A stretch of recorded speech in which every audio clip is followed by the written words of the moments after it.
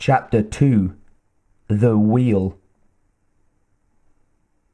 Now horsemen crested the rise and thundered down among the huts, their merciless swords cutting down all who resisted. Lighted torches wheeled through the icy air to thud upon the rush roofs of the defenceless houses and set them ablaze.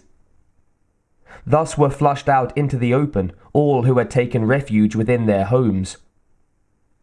Whooping riders pounded along the rutted lane, spearing the young, the old, and the wounded. Maeve impaled one leering fellow who bent from his galloping horse to seize her. She smiled thinly as his torn body toppled from the saddle to lie sprawling in the mud. A sweep of the Cimmerian woman's sword hamstrung another animal. As the beast fell kicking, Conan sprang upon the rider, writhing in agony beneath his steed, and sliced open his throat. But the defenders were outnumbered. Their ranks thinned rapidly. Abruptly, their resistance ended. Dazed and dejected, all the survivors threw their weapons at the booted feet of their conquerors. All, that is, but Maeve, wife of Niall and mother of Conan.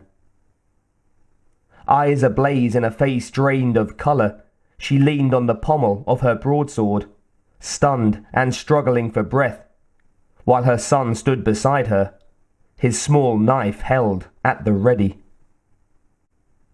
At last, the mounted giant on the knoll moved. As spurs struck its glossy black flanks, the quivering stallion sprang into motion.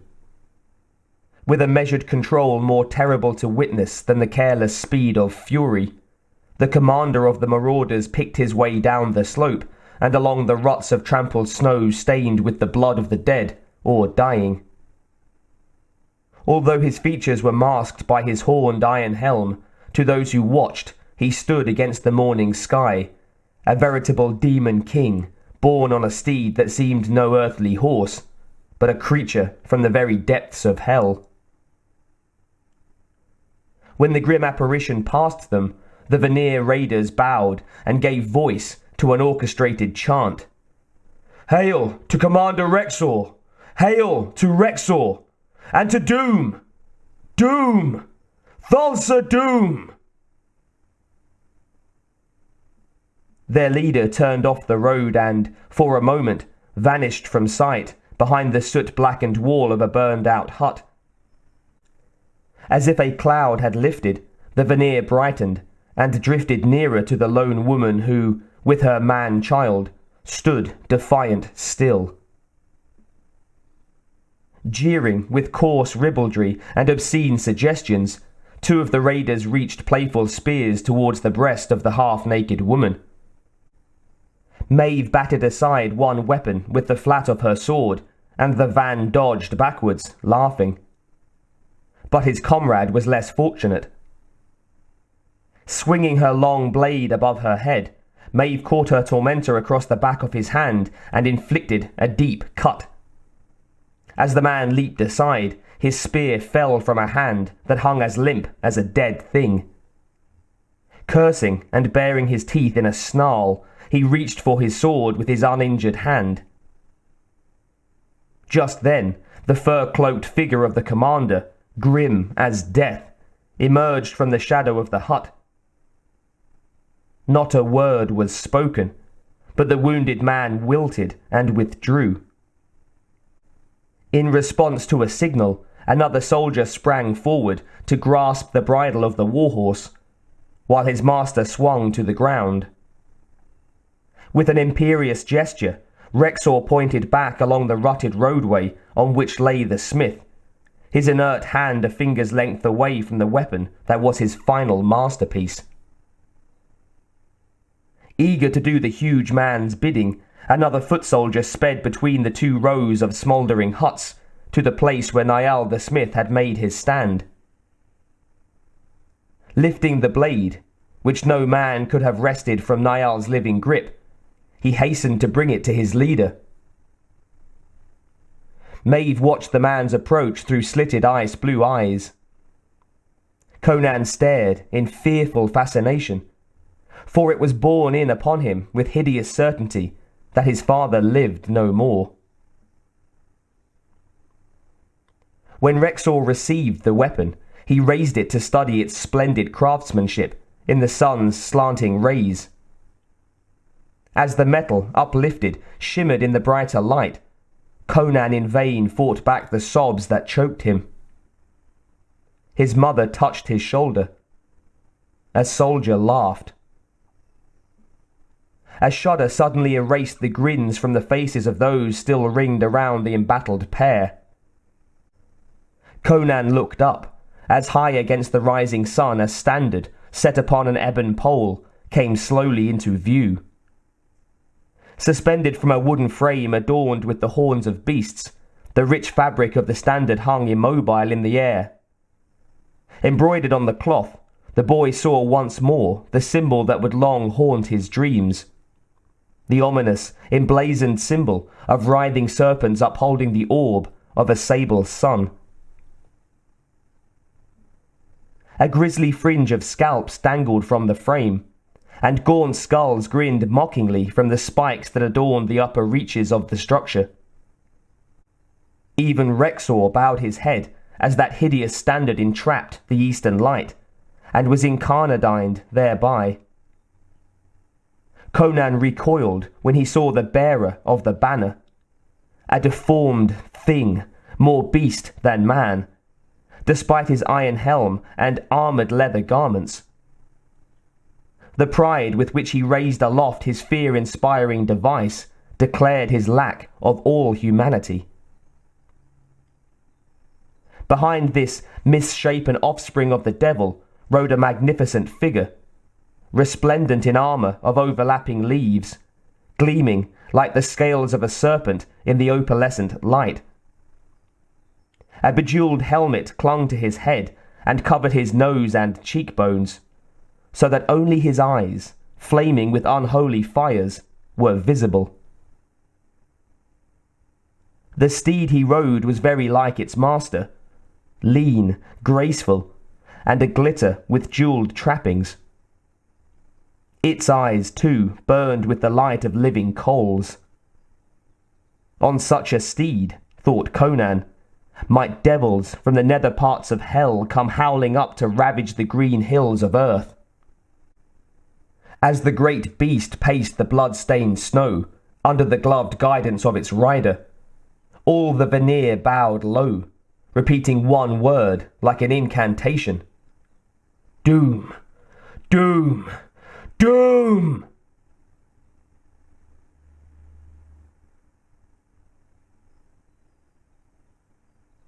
The giant Rexor leaped forward to hold the hell steed's bridle as his master dismounted. The two exchanged but a word or two, then turned to scrutinize the Cimmerian woman, who stood, tense and level-eyed, grasping her broadsword. As Maeve returned their gaze and sensed the menace in it, like a mother panther prepared to defend her cub, she raised her weapon and moved one foot into position for a strike. The man in the jewelled helmet, still studying her with cool appraisal, drew off his glove and reached out one lean hand to accept from his lieutenant the sword of Niall the smith. Rexor bowed as he handed the weapon to his master. Doom! Doom! Doom! intoned the Vanir once again. And as he listened, Conan perceived that this was no mere word of welcome that the raiders chanted. It was a portentous name, a name to conjure with, a name to fear. Doom, a lithe figure in his serpentine mail, sauntered up to the embattled Cimmerians, mother and son, and as he approached, his slitted eyes studied the sheer perfection of the weapon in his hands. Focusing his entire attention on the fine blade, or so it seemed, he turned it this way and that, admiring its razor's edge, its flawless balance, its exquisite workmanship. Mirror bright, the steel flashed in the low sun's rays, and immersed the waiting boy in a scintillating river of light. As the ring of armed men parted, Maeve drew up her splendid body, raised her broadsword, and set her jaw. A swift intake of breath between parted lips served as a warning of her intention. Suddenly, Doom appeared to notice her. He doffed his jewelled helm, revealing a lean-jawed, darkly handsome face. A small smile flickered across his thin lips, and something akin to admiration flashed red in his coal-black eyes. The woman stood as if transfixed, fascinated yet repelled by his commanding presence and the overpowering aura of male sexuality that radiated from this person. "Doom! Doom! Doom!" shouted the motionless Vanir warriors in unison. For a long moment, Doom stared into the wide eyes of Conan's mother. Her finely sculpted breasts, kissed by the rosette light, rose and fell with rapid breathing. Then, careless of the woman's upraised sword, he strolled past her, moving well within the range of her steel, but ignoring it, as if peril did not exist for such as he. The grace and bearing of his supple body as he walked past the Cimmerian woman was sensual, inviting, and vibrant with virility. But Maeve neither moved nor spoke. She remained utterly immobile, seemingly enthralled, as a partridge is fabled to be by the enticements of a serpent's gaze. Once past her, with a gesture so casual as to look effortless, Doom swept the great sword upward with incredible skill and strength. The ugly sound the blade made, as it struck, rang loudly in the chill silence. Without a cry, or even a gasp, Maeve fell, as a tree falls before the axe of the forester. Dazed with horror, the boy Conan stared in disbelief as his mother's severed head rolled in the mire at his feet. Her pale face displayed neither fear nor shock nor pain, only a dreamy-eyed look of fascination. Then, as the boy, hate-filled, whipped about and aimed his knife at the broad back of Doom, the Vanir were upon him, dragging him into a snowdrift and wresting his knife from his grip.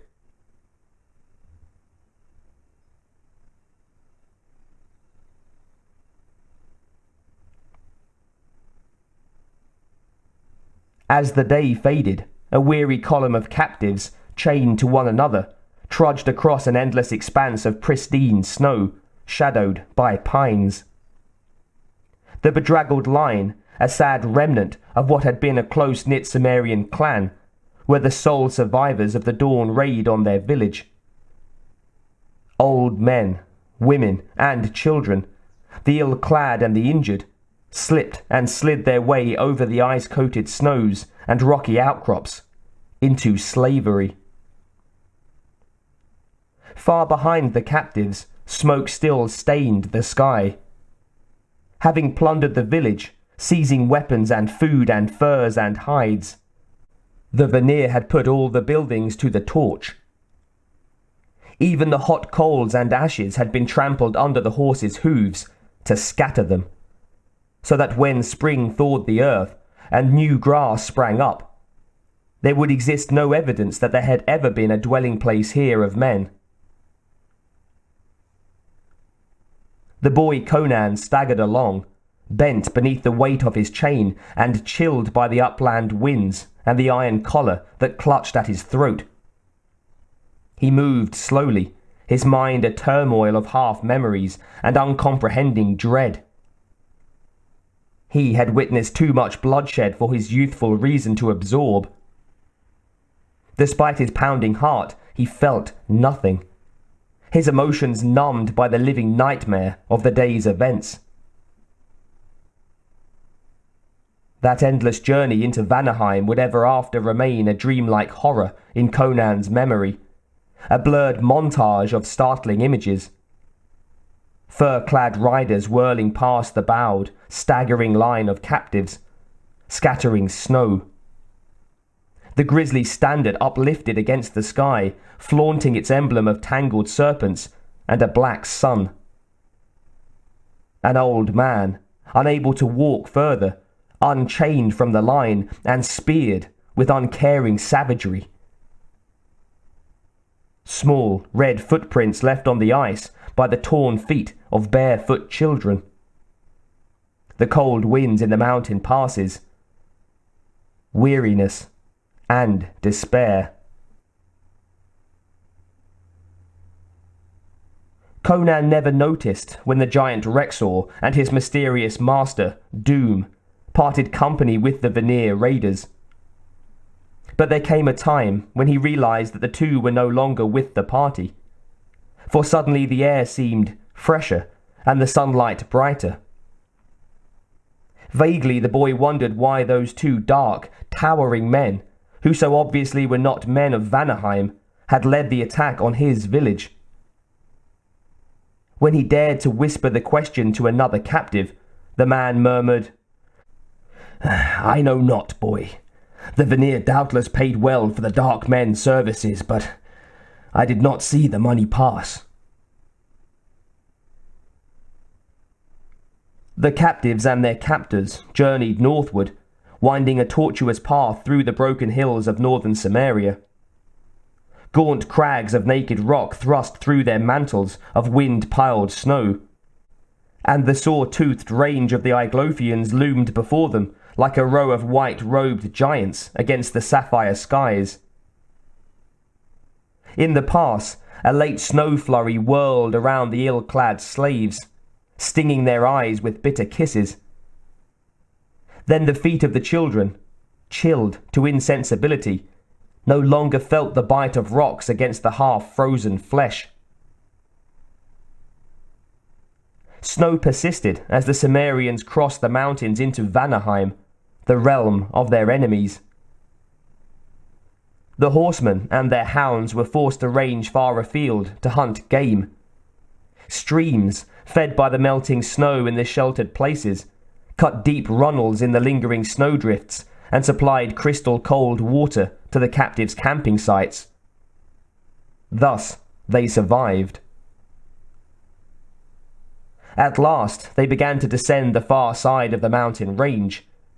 Stunted trees clung precariously to the rough land, their twisted forms looking to the boy like crooked gnomes crouching beside their tunnels. Stretches of tundra bore raw wounds where herds of reindeer had pawed the snow aside to nibble on dead grasses. Long lines of marsh fowl, northward bound, flapped by, and the honking of their mournful cries echoed the despairing bitterness in Conan's heart. As the slaves straggled across the marshes, the boy noticed the heads of drowned tussocks emerging from water scummed with patches of floating ice. And on these tussocks he saw the first timid flowers of spring. The journey seemed as endless as forever, but it ended at last.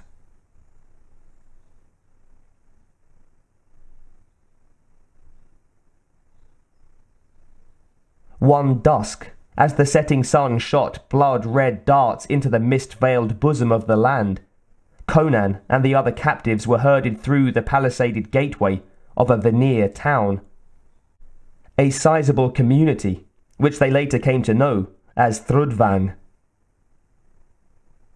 The footsore thralls were driven like cattle through a clutter of stone houses, half buried in turf and roofed with thatch. At length they reached a walled enclosure within, which stood several sheds. Into one of these slave pens, which offered scant protection from the elements, the newcomers were hustled to spend the lonely night sleeping on hard clay, sparsely strewn with dirty straw.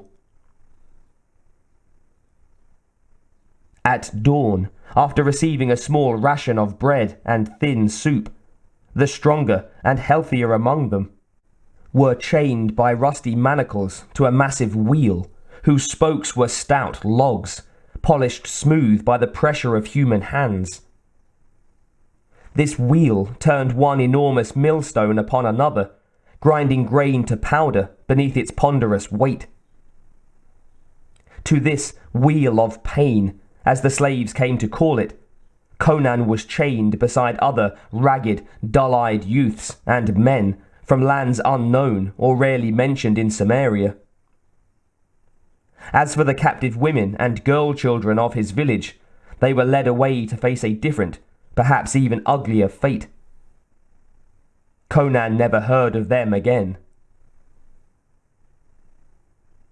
The master of the wheel was a burly man, swarthy and heavy-featured, who seemed to the labouring children to be an ogre. Day after day, as they pushed the groaning wheel in an eternal circle, he stood on the incline above the shallow pit wherein the wheel was fixed, wrapped in his greasy furs. As grim and unspeaking as an idol of stone, he stood, with only his sharp, fierce eyes moving in his leather-framed face, as he watched, hawk-like, to detect the laggard or the indolent. Only when an exhausted boy fell to his knees, unable to work any longer, did he spring into action. Then a vicious rawhide whip sang its sibilant song, laying crimson welts on pitiful shoulders, until under its bite the whimpering wretch would stagger to his feet to toil once more. So Conan and his fellows laboured day after day, month after month, until time lost all meaning for them. Faces slack, eyes dull, hearts emptied of emotion. Time for them contracted to the present moment only. Yesterday was mercifully obliterated from their consciousness. Tomorrow was a nightmare yet undreamed. When a wheel slave fell and could rise to toil no more, the master summoned the ever-present veneer guards with a curt gesture to unshackle the gasping body and bear it off. No one knew where. Conan dully wondered, at times, if that was how the veneer fed their dogs.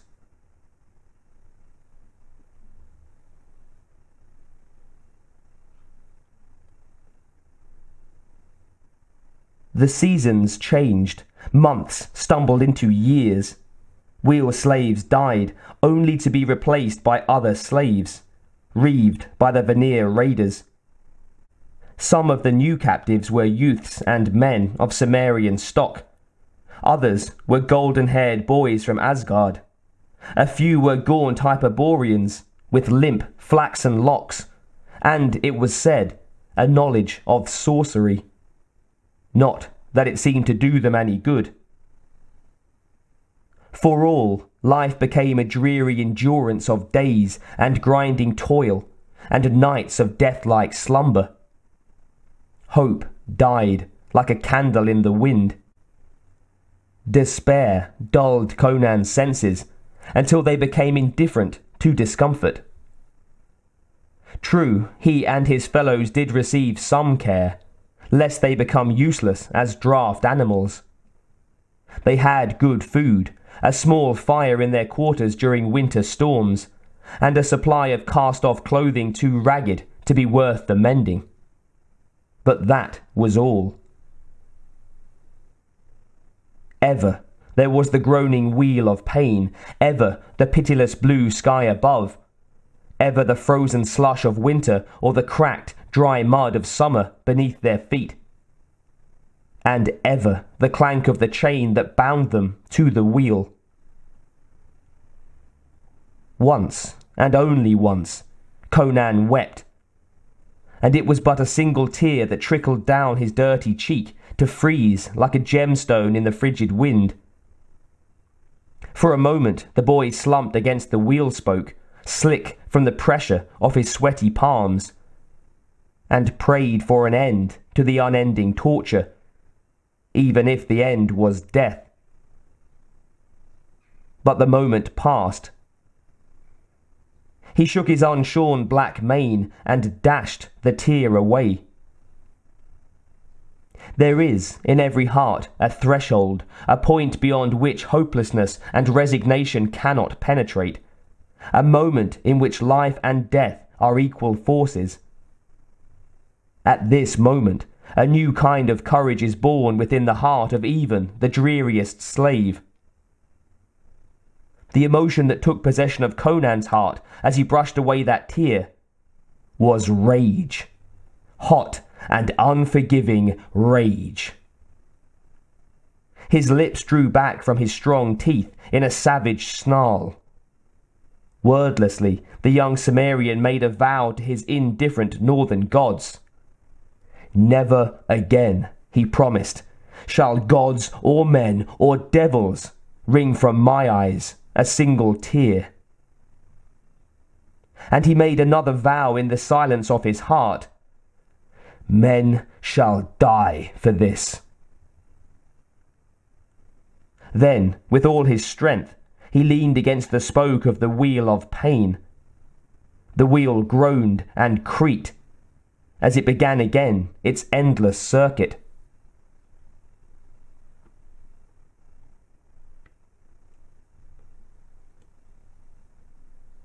Nurtured by the fires of rage, a new-found pride, and the courage to endure, Conan grew into a man. The years of back-breaking labour that toughened his sinews and made his muscles bulge gave his body the strength and flexibility which soft iron gains when it is heated in the furnace and pounded by the hammer of the smith. And though his days were blurred by a monotony of crushing toil and his body held in chains, Conan found that his mind was free to soar like the marsh fowl on wings of hope. Whenever the harvest proved lean, disputes arose among the veneer. Some wished to reduce the slaves' rations. Others argued that, if the slaves starved, they could not work the mill wheel, and the whole town would lack for bread. These debates often took place among the townsfolk who brought their corn to be ground, and no one thought to spare the wretched slaves the furious arguments, since they were deemed too dull or ignorant to understand the spoken word. But, having an aptitude for languages, Conan knew what was being said. He had learned to speak fluent, if accented, Vanish, and had picked up a smattering of Aquilonian and Nemedian from his fellow captives. Otherwise his mind slept, save when it gnawed like a hungry wolf on the thought of revenge. He might have learned more had he drawn out his shedmates, but he was a taciturn youth who asked for no companionship and offered none. It was an error on my part, King Conan told me in the fullness of his years. They might have taught me to write their tongues had I encouraged them. I did not dream that some day I should need that skill, for we knew naught of letters in Samaria. Knowledge should be grasped wherever it lays, for it is a jewel beyond price, as now I know. During one famine, a plague descended on Thrudvang. Many died, and all the drumming and chanting of the shaman did nothing to stay the disaster. The pestilence spread to the mill.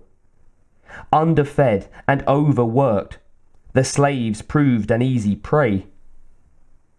One by one, they took to coughing, suffered bloody fluxes, and succumbed. At last the day came when Conan stood alone at the wheel of pain. When the master descended to the walkway to drag out the final corpse, he said in tones of honest perplexity, "I do not know what to do with you, Cimmerian. We must have flour ere we starve. But one man cannot turn the mill alone." "Ha!" grunted Conan. "Think you so? Place me at the other end of the boom and I'll show you that I can." "Well, you shall have your chance. May your Cimmerian gods be with you." With his manacle relocked at the outmost position on the pole, Conan took a deep breath, strained every muscle, and pushed. The mill revolved. For many days before new slaves were found, the young giant turned the wheel alone.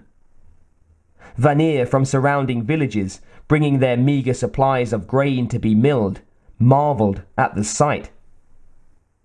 They took the measure of his magnificent shoulders and the powerful muscles in his arms and thighs. And the word spread.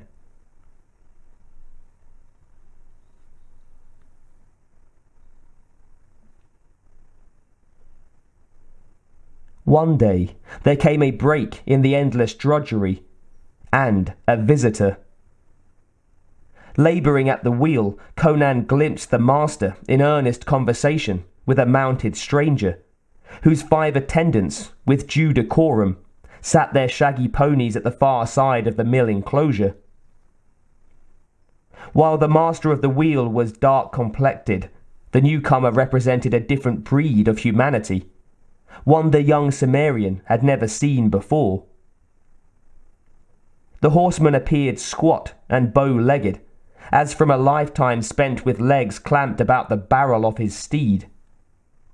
His fine cloak was made of unfamiliar furs, the skins of beasts unknown to the Cimmerians, and his peculiar armour was composed of plates of lacquered, overlapping leather. His eyes were narrow and slitted, his cheekbones wide, and he wore his thick red hair and ruddy beard trimmed in a fashion that seemed foreign. A pin of blue and topaz stones winked from his velvet cap, and a heavy gold chain encircled his neck. Through eyes as black as chips of obsidian, the red-haired horseman studied the Cimmerian youth with the cool appraisal of a horse trader.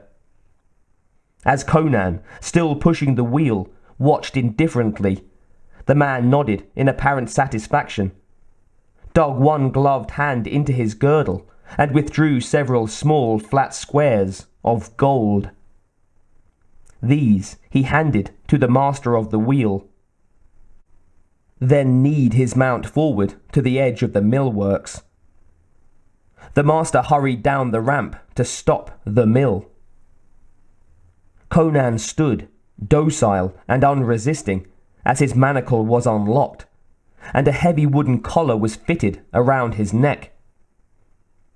He waited patiently, flexing his hard and calloused fingers, while the master locked the collar and handed the end of the chain to the mounted man. The foreigner licked his lips with a pointed tongue.